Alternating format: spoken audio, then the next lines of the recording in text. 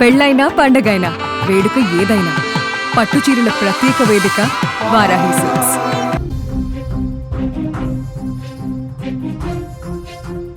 అణు ఒప్పందాన్ని కుదుర్చుకుంటారా లేదంటే మీ దేశాన్ని శ్మశానంగా మార్చమంటారా? డొనాల్డ్ ట్రంప్ ఇరాన్కి ఇదే వార్నింగ్ ఇస్తున్నాడు. ఇరాన్ ఇప్పటికైనా అణ్వాయుధాల తయారీని ఆపేయాలని చెప్తున్నాడు, లేదంటే ఇరాన్ పై మరిన్ని భయంకరమైన దాడులు చేస్తామని చెప్తున్నాడు.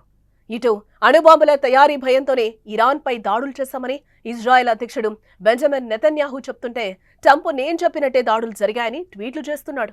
ఇదిలా ఉంటే అమెరికా విదేశాంగ శాఖ మంత్రి దాడులతో సంబంధం లేదని చెప్తోంది. ఇక ఇదే అంశానికి సంబంధించి మరింత సమాచారం న్యూస్ రూమ్ నుంచి మా న్యూస్ ఎడిటర్ తిరుమల అందిస్తారు.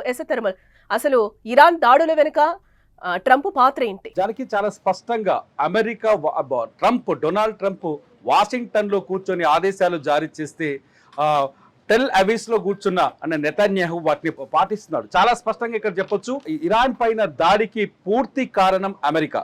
డొనాల్డ్ ట్రంప్ ఎప్పుడైతే ఇరాన్ పైన దాడి జరిగిందో, దాడి జరుగుతున్న సమయంలోనే ఒక ట్వీట్ చేశారు, ఇప్పటికైనా ఖమేనీ దిగొస్తాడా, ఇప్పటికైనా ఇరాన్ అణు ఒప్పందానికి వస్తుందా రాదా అమెరికాతో అన్ని మూసుకొని అణు ఒప్పందానికి వస్తేనే ఇరాన్ మిగులుతుంది, లేదంటే ఇరాన్ ధ్వంసం అయిపోతుందని ట్రంప్ చాలా స్పష్టంగా ట్వీట్ చేశారు. ట్రంప్ చేసిన ఈ ట్వీట్ ఒక్కసారిగా ప్రపంచ దేశాలందరినీ ఆకర్షించింది. ఇరాన్ ఇజ్రాయెల్ పైన కూడా తిరిగి దాడి చేసింది. ఈ దాడులకు పెద్దగా ప్రాచుర్యం కనిపించట్లేదు. ఖమేనీ చాలా స్పష్టంగా కొద్దిసేపటి క్రితమే ఒక ప్రకటన చేశాడు, డొనాల్డ్ ట్రంప్కి మేం భయపడాల్సిన అవసరం లేదు, అమెరికాతో అణు ఒప్పందాన్ని కుదుర్చుకోవాల్సిన దౌర్భాగ్యం మాకు లేదు, అమెరికా మాట మేము వినమని చెప్తున్నారు. ట్రంప్ ఏం చెప్తున్నాడు, 60 రోజుల వరకు మేము టైం ఇచ్చాం, 60 రోజుల వరకు ఇరాన్ అణు ఒప్పందం పైన ఎటువంటి నిర్ణయం తీసుకోలేదు కాబట్టే దాడి జరిగింది. మొదటి దాడిలో తీవ్రత చాలా తక్కువగా ఉంది, ఒకవేళ మా మాట వినకపోతే రెండవ దాడి ఇంకా భయంకరంగా ప్రమాదకరంగా ఉంటుంది, ఇరాన్ తట్టుకోలేదని ట్రంప్ వార్నింగ్ ఇస్తుంటే, ట్రంప్కు భయపడేది లేదని ఇరాన్ రిటర్న్ వార్నింగ్ ఇస్తుంది. ఇజ్రాయెల్ పైన కూడా మేము తగిన దాడులు చేస్తామని చెప్తుంది ఇరాన్. ఇదంతా ఈ వార్నింగ్స్ అన్ని చూస్తుంటే స్పష్టంగా పశ్చిమ ఆసియా దేశాల్లో టెన్షన్ మొదలైందని చెప్పాలి. ముఖ్యంగా ఇదంతా అణు బేస్ వార్నింగ్స్ ఇది, అంటే అణుబాంబుల తయారీకి వ్యతిరేకంగా జరుగుతున్న వార్నింగ్స్ ఇవి, అణుబాంబుల తయారీకి వ్యతిరేకంగా జరుగుతున్న యుద్ధం ఇది. ఇరాన్ ఎప్పుడైతే అణుబాంబుల తయారీకి సిద్ధపడిందో, గురువారం రోజు ఒక కీలకమైన నిర్ణయం తీసుకుందో, ఆ నిర్ణయాన్ని ఆపడం కోసం ఇజ్రాయెల్ రాత్రికి రాత్రే ఇరాన్ పైన విరుచుకుపడింది, టెహరాన్ పైన విరుచుకుపడింది. నెతన్యాహు చాలా స్పష్టంగా చెప్తున్నారు, ఇరాన్ తయారు చేస్తున్న అణుబాంబుల వల్ల ప్రపంచానికి ముప్పుంది, ఇరాన్ తయారు చేస్తున్న అణుబాంబులతో మొదటగా నష్టపోయేది మా దేశం, ఇజ్రాయెల్కి నష్టంగా ఉంది. ఎందుకంటే చాలా రోజులుగా ఇజ్రాయెల్ని ఇరాన్ హెచ్చరిస్తూ వస్తుంది, ఇజ్రాయెల్ని బూడిద చేస్తాం, ఇజ్రాయెల్ని అంతం చేస్తామని. ఎందుకంటే హిజ్బుల్లా ఏదైతే ఉందో, ఇరాన్ ప్రేరేపిత ఉగ్రవాద సంస్థ ఇజ్రాయెల్లో విధ్వంసాలకి కారణమవుతుంది అని చెప్పేసి హిజ్బుల్లాని వ్యతిరేకిస్తూ హిజ్బుల్లాపై దాడుల నేపథ్యంలో ఇజ్రాయెల్కి ఇరాన్కి మధ్య ఉద్రిక్త వాతావరణాలు ఉన్నాయి.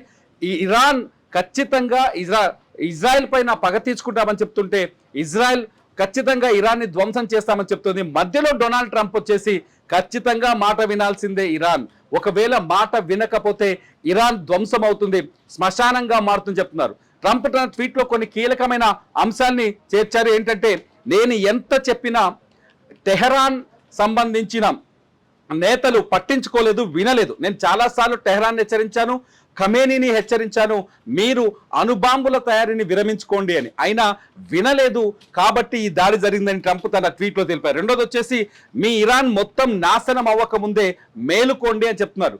అంటే ఖచ్చితంగా భవిష్యత్తులో ఇరాన్ అనే దేశం లేకుండా చేయబోతున్నామని ట్రంప్ చాలా స్పష్టంగా చెప్తున్నారు.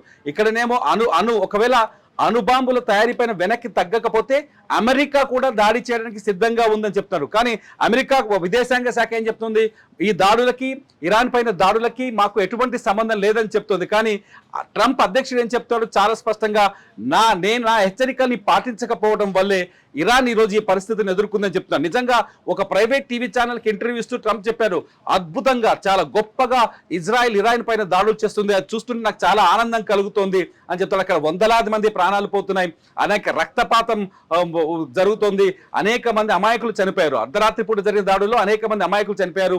ఇజ్రాయెల్ మళ్ళీ హెచ్చరిస్తోంది, మా కారు బాంబులు ఉన్నాయి, సూసైడర్ బాంబర్లు ఉన్నాయి ఇరాన్లో అనేక ఇరాన్ భూభాగంలోనే అనేక వ్యూహాత్మక ప్రాంతాల్లో మా ఎవరైతే బాంబర్స్ ఉన్నారో రెడీగా ఉన్నారు ఇరాన్ని నాశనం చేయడానికని ఇజ్రాయెల్ చెప్తుంది. ఇదంతా చూస్తుంటే ఖచ్చితంగా ఈ యుద్ధానికి కారకుడు డొనాల్డ్ ట్రంప్ హెచ్చరికలతోటే ఈ యుద్ధం మొదలైంది.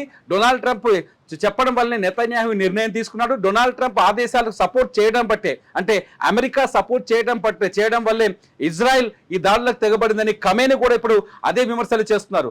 ఈ ఇజ్రాయెల్ కాదు దాడులు చేస్తుంది, ఇజ్రాయెల్ ఒక కీలు బొమ్మ అమెరికా చేతిలో, ఇజ్రాయెల్ దాడుల వెనుక ఖచ్చితంగా అమెరికా ఉందని చెప్తారు. నిజానికి అమెరికాకి ఇరాన్కి మధ్య అణు ఒప్పందాలపైన కొన్ని దఫాలుగా చర్చలు జరుగుతున్నాయి. ఇప్పటికే ఓమన్ దేశం ఈ రెండు దేశాల మధ్య చర్చలకు రాయబారిగా ఉంది.